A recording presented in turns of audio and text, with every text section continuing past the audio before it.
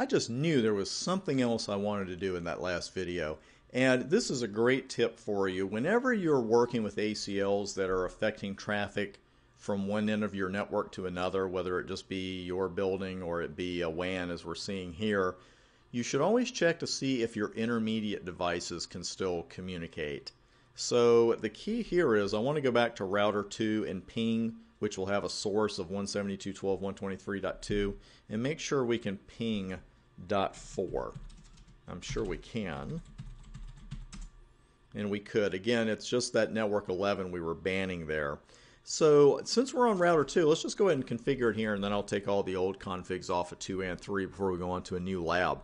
Now we're going to write an extended ACL, and with that in mind, there's no problem with placing an extended ACL on the interface closest to the source of the traffic because you can be so darn granular with it.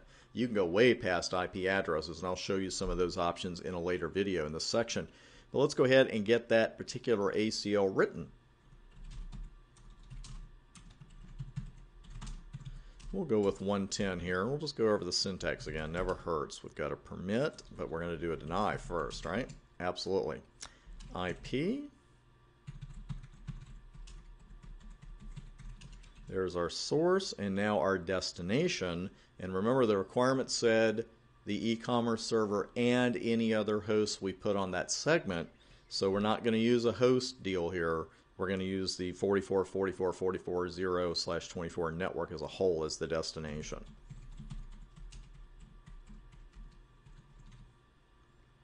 Just got it on one line. Oh, what did we miss? I bet I handed one letter. Yeah, one extra number there. Okay.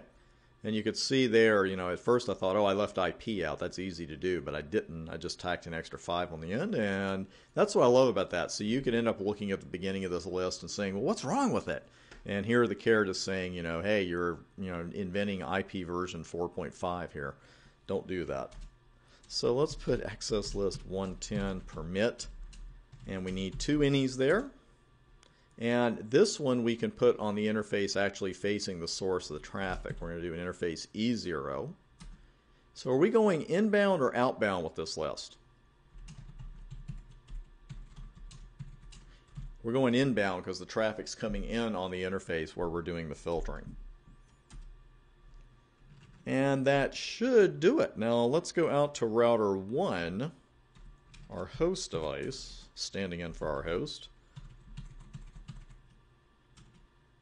No problem there.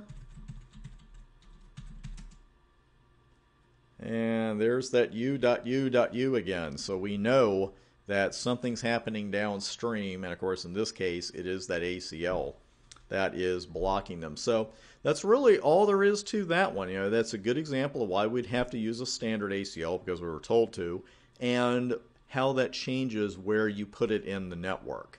And after that, the extended ACL, it's just written and applied the same way we've been doing it in the last couple of videos, and you're done in a much more efficient manner.